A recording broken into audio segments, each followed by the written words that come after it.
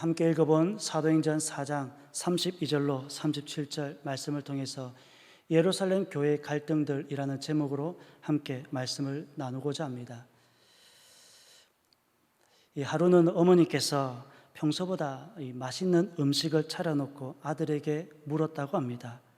아들, 엄마는 얼굴도 예쁜데 음식도 잘해. 그치? 이것을 사자성어로 뭐라고 하는지 아니? 물었습니다. 어머니께서 듣고 싶은 말은 금상첨화였습니다. 그런데 아들은 이렇게 말합니다. 자화자찬. 아들, 그것 말고 기역으로 시작하는 것 있는데? 라고 되물었습니다. 그러자 아들이 말합니다. 과대망상? 그러자 어머니께서는 더 강력한 힌트를 주셨습니다. 그것 말고 금자로 시작하는 것라고 힌트를 주었습니다. 한참을 생각하던 아들이 소리쳤습니다. 알았다. 금시초문. 나이가 들어갈수록 어머님의 손맛이 그립다고 하시는 분들이 꽤 많이 있습니다. 나이가 들었다는 증거죠. 코로나로 인하여서 우리의 삶의 패턴은 많이 달라졌습니다.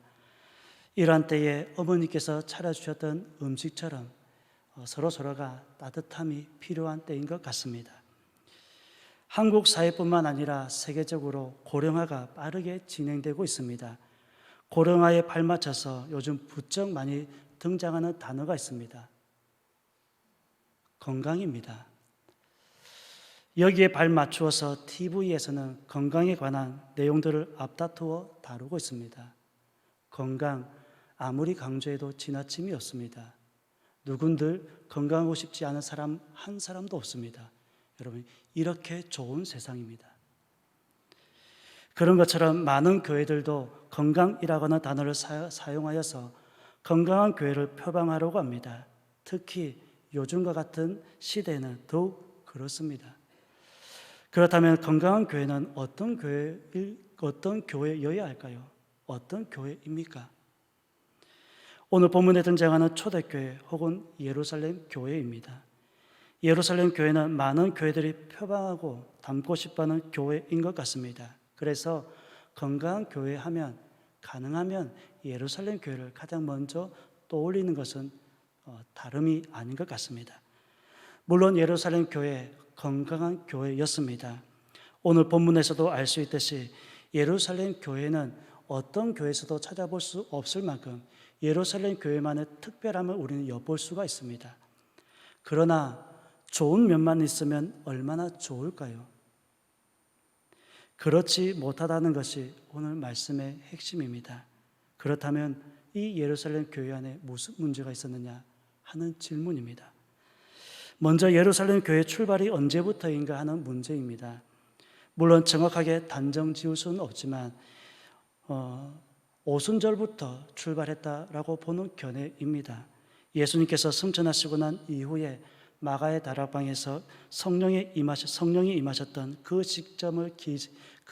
시기를 기점으로 해서 예루살렘 교회가 시작이 되었다라고 보는 견해가 보편적인 견해입니다.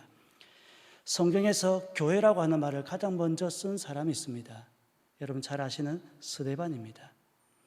스데반 집사가 사도행전 7장 설교 중에서 광약교회라고 하는 말을 가장 먼저 쓰셨습니다. 여러분, 광약교회는 어떤 교회입니까? 모세와 함께 출애굽하여 광약길을 걷던 이스라엘 공동체를 일컬어서 스데반 집사는 광약교회다라고 지칭을 하였습니다.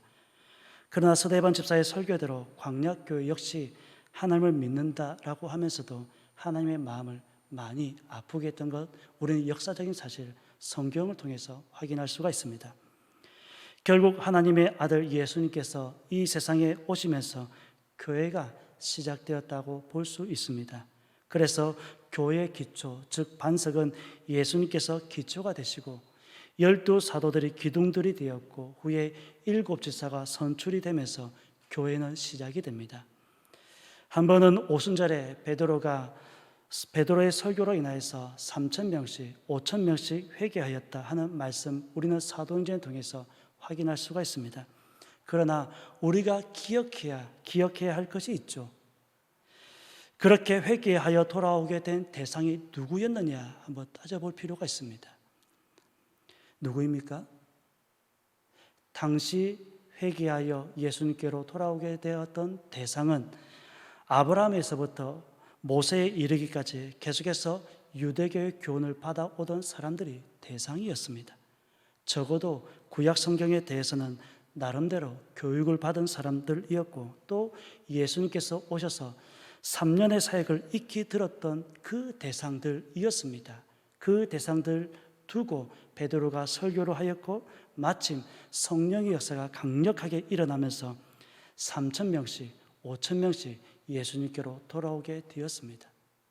하나님의 하자도 모르는 사람들이 대상이 아니었습니다. 이런 것을 가지고 추론을 해볼 때 당시 예루살렘 교회는 굉장히 많은 수의 성도들이 있었다는 것을 우리는 확인해 볼 수가 있습니다. 그러나 겉으로만 보면 예루살렘 교회가 굉장한 교회처럼 보이고 칭찬을 받을 만한 면도 있습니다. 물론 본받을 만한 면도 물론 있습니다. 그러나 오늘은 그동안 잘 다루지 않았던 예루살렘 교회 안을 좀 들여다보려고 합니다. 문제가 있었습니다. 그렇게 건강한 교회도 문제가 있었습니다. 무슨 문제가 있었느냐? 여러 갈등입니다. 여러분, 갈등이 생긴다는 것은 한마디로 초심을 잃어버렸다는 단적인 예입니다. 은혜에서 멀어졌다는 것입니다. 여러분, 교회가 출발할 때는 한 사람이 얼마나 반갑습니까? 그러나 교회가 성장하게 되면 반드시 갈등이라는 것이 있습니다. 어느 교회나 마찬가지입니다. 사람이 모인 곳은 똑같습니다. 교회라고 다르냐? 그렇지도 않은 것 같습니다. 그렇다면 어떤 갈등이 있었느냐? 4가지로 정리해 봅니다. 첫 번째 갈등은 히브리파와 헬라파의 갈등입니다. 히브리파하는 사람들은 오랫동안 이스라엘 땅에 살아왔던 사람들, 내지는 히브리어를 모국어로 쓰는 사람들입니다. 이런 사람들은 신앙도 조금은 보수적인 편입니다. 반면 헬라파 하는 사람들은 히브리어보다는 헬라어에 더 익숙한 사람들입니다.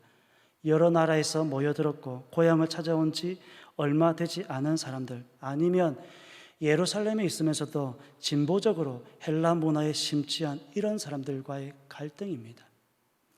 그래서 구제를 하는데 히브리파 사람들이 숫자가 많으니까 숫자로 밀어붙여서 헬라파 사람들 중에서 가난한 사람들, 과부들, 이런 사람들을 자꾸만 배제하는 것입니다. 이런 것 때문에 갈등이 생기고, 그런 갈등은 원망과 불평으로 다가오게 됩니다. 그래서 사도들이 말씀의 권위가 자꾸 떨어지는 것입니다. 그래서 구제하고 어려운 사람들을 돌아보는 이런 문제는 사도들로서는 손을 떼게 하고, 예루살렘 교회에서 성령과 지혜가 충만하고 칭찬받는 몇 사람을 선택하였는데, 바로 집사제도의 출발입니다. 두 번째 갈등은 할례파와 무할례파의 또 갈등이 있었습니다. 어떻게 보면 무할례파라고 하는 사람들은 복음의 진술을 조금 더 빨리 이해한 사람들입니다. 아직은 교리라고 하는 것, 신학기라고 하는 것의 체계가 확정이 되지 않았습니다. 그래서 할례파, 무할례파의 갈등도 꽤 오래 가게 되었는데, 예루살렘 교회 안에 심각한 문제 중에 하나가 바로 할례파 또 무할례파의 갈등이었습니다. 세 번째 갈등은 예루살렘 교회 안의 사도와 장로들 사이의 또 갈등입니다. 시간이 지날수록 사도들은 점점 힘을 잃어가고 있었고, 사도들은 12명이 전부입니다. 또 그들의 직업들을 보면 대체적으로 어부, 세리, 여심당원, 즉 당시 사회에서는 주류보다는 비주류에 속한 사람들이었습니다. 그러나 당시 장로들은 공부도 많이 했던 것 같고, 사도들보다 장로라고 하는 사람들이 경륜도 있고 연세도 있고 숫자도 많았던 것 같고, 그래서 예루살렘 교회가 사도와 장로 사이에 끊임없는 갈등을 빚어내고 있는 것을 확인할 수가 있습니다. 결국 수제자라고 하는 베드로마저도 예루살렘 교회에서는 설 자리를 잃어버렸습니다. 그래서 예루살렘 교회에서 베드로가 겉돌고 있는 모습을 우리는 확인할 수가 있습니다. 사도행전 15장을 보게 되면 첫 번째 예루살렘 회의를 다루고 있습니다. 거기에 보면 예루살렘 교회의 제일 큰 어른이 누구냐? 보통은 베드로가 아니겠느냐 생각하시겠지만 베드로가 예루살렘 교회의 큰 어른이 아니라 예수님의 동생 야고보가 가장 큰 어른이었습니다. 그리고는 베드로가 지금 무엇을 하고 다니는지 감시자를 따라 보내는 이런 갈등을 보여주고 있습니다.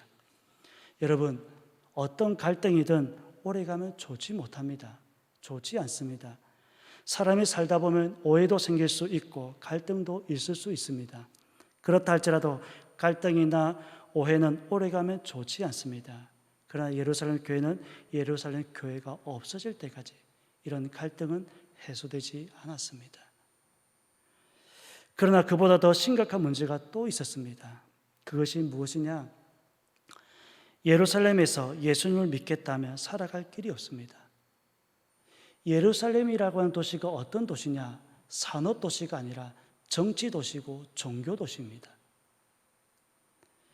당시 유대교가 국교였습니다. 거기에서 내가 예수를 믿겠다 하면 일단 유대교에서 출교를 당합니다. 출교가 되면 간단하지 않습니다. 출교가 되면 어떻게 되느냐? 출교가 되면 모든 공직에서 물러나야 합니다. 모든 공직에서 물러나야 하는 것은 다음이고 상거래와 상종을 하지 않습니다. 예수 믿는 사람들과는 상종을 아예 하지 않습니다. 예루살렘에서 상거래가 끊어지면 예수 믿는 사람들은 물건 하나도 마음대로 못 삽니다. 그리고 종교나 정치적인 모든 직분에서도 물러나야 합니다. 그러면 당장 수입이 없어지는 것이고 수입이 없으면 먹고 살 길이 막연해지는 것입니다. 그래서 본문을 보게 되면 믿는 무리가 한 마음과 한 뜻이 되어 모든 물건을 서로 통용하고 자기 재물을 조금이라도 자기 것이라 하는 이가 하나도 없었다라고 본문은 기록하고 있고 35절 말씀을 보게 되면 그들이 각 사람의 필요를 따라 나누어 주었다라면서 각 사람의 필요에 따라 나누어 줬다라는 말씀이 있습니다. 우리는 이 부분에 많은 의미를 부여하고 있습니다. 그러나 이렇게 할 수밖에 없는 예루살렘 교회만의 특수한 상황이었다는 것을 우리는 이해할 필요가 있습니다. 그 이후에 안디옥 교회나 에베소 교회 어디에도 그렇게 한 교회는 한 교회도 없었습니다. 예루살렘은 종교와 정치 도시로 종교와 정치가 결탁이 되어 있었습니다. 그럴 때 내가 예수님을 믿겠다 하면 모든 것이 다 사라지는 것입니다. 그동안 누렸던 모든 것에서 손을 놓아야 하는 것입니다. 그래서 직업도 없어지는 것이고 수입마저도 없어지는 것입니다. 그리고 사도들은 예루살렘 사람들이 아닙니다. 대부분 갈릴리 출신들인데 예루살렘에 땅이 있는 것도 아니고 집이 있는 것도 아니었기에 먹고 살 길은 막연한 것입니다. 이렇게 되니까 예루살렘 교회는 사도들도 책임을 져야 하는 상황에 놓이게 됩니다. 그래서 밭이 있는 사람들은 밭을 팔고 나중에는 집도 팔아야 하는 이런 문제가 예루살렘 교회 안에 가장 큰 문제가 되었습니다. 또 예루살렘이라고 하는 도시가 해발 800m 높은 고지에 있습니다. 그래서 여름에도 밤이 되면 춥습니다. 집이 없으면 곤란합니다. 그럼에도 불구하고 자신들의 소유를 팔아 판 것의 값을 가지고 사도들 앞에 가지고 갔다는 것은 희생 정신도 있는 것이고 나눔의 정신도 있는 것이고 사랑의 정신도 있는 사람들이었습니다. 그렇다면 우리는 또 다른 질문을 던져봅니다. 그렇게 소유를 다 팔고 난 이후 어떻게 할 것이냐? 소유를 다 팔고 난 이후는 어떻게 할 것이냐 하는 문제도 또 남아 있습니다. 사람이 살아가는 데 있어 1차적인 문제는 먹는 문제입니다. 예루살렘 교회는 먹는 문제가 심각한 문제로 전락하게 됩니다. 그래서 일어난 사건이 사도행전 5장의 사건입니다. 다른 사람들은 자신들의 소유를 다 팔았는데 마지막까지 안 팔고 가지고 있다가 양심의 가책을 느낀 부부가 등장합니다. 아나니아와 삽비라입니다. 이 사람들은 자신들의 소유를 팔아서 체면치레 한다고 얼마는 바치고 얼마는 빼돌려 놓은 것입니다. 나중에 이것이 발각이 되어서 죽어나가는 일이 예루살렘 교회에서 벌어진 현상이었습니다. 먹어서 없애는 교회, 이런 교회라고 하면 곤란하다는 것입니다. 결국 먹고 살 길이 없으니까 살 길을 찾아 나서게 되는데 처음에는 3,000명, 5,000명 이렇게 되었다가 불과 30년도 채 못 되어서 예루살렘 교회는 숫자는 급격하게 떨어지게 됩니다. 성도는 줄어들죠. 유대교의 박해는 계속됩니다. 나중에는 사도들 외에는 없었던 것 같습니다. 바로 이런 교회가 예루살렘 교회, 초대 교회였습니다. 후에 안디옥 교회가 개척이 되었는데 개척이 된 안디옥 교회가 예루살렘 교회를 위해서 선교하는 것을 우리는 확인할 수가 있습니다.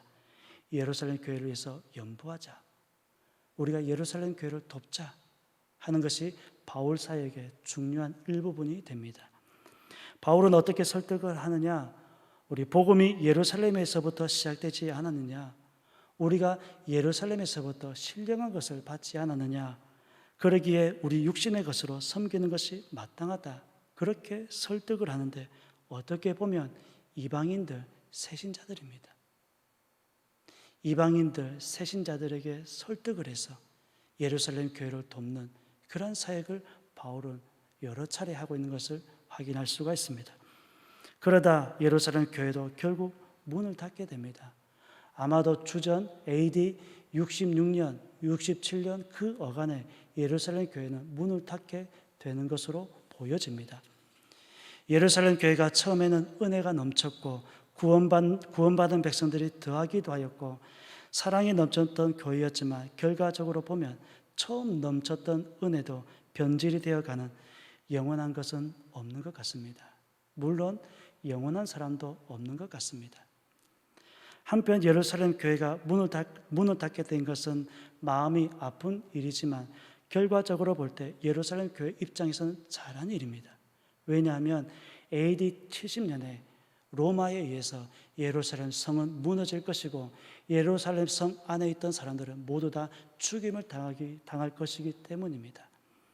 결과적으로 볼 때 예루살렘 교회도 자세히 들여다보면 그렇게 편한 교회는 아니었다는 것을 확인할 수가 있습니다.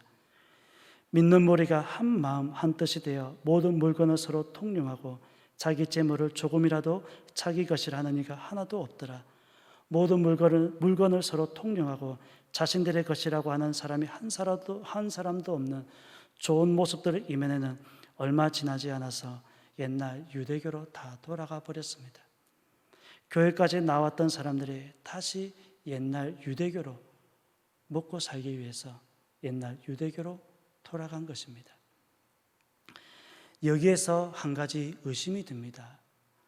3,000명, 5,000명씩 나왔던 사람들이 인격적으로 개인적인 결단이나 어떤 진리에 있어서 믿음을 고백한 사람들이었을까 하는 의심을 해봅니다. 오늘날로 말하면 인격적으로 하나님을 만난 사람들이었을까? 여러분 어떻게 생각하십니까?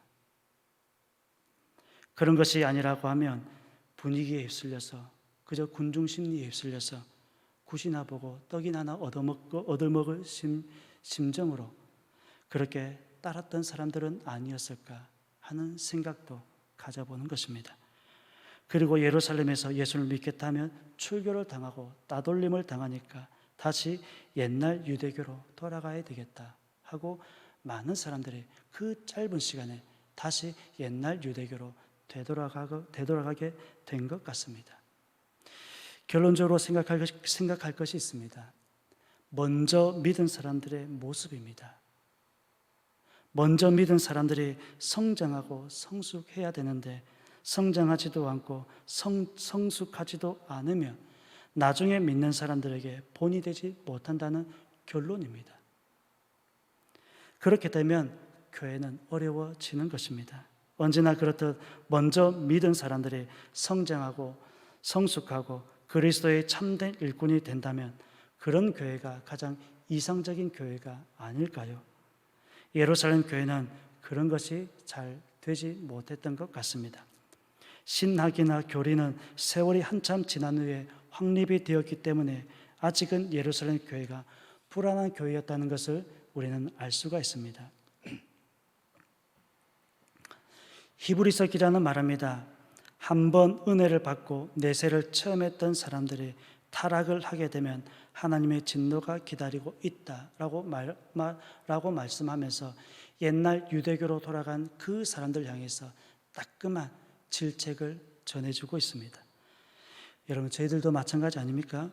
교회까지 나왔다가 은혜도 받았다고 한다면서 다시 옛날로 돌아간 사람들의 이야기는 우리 주변에도 흔히 있습니다.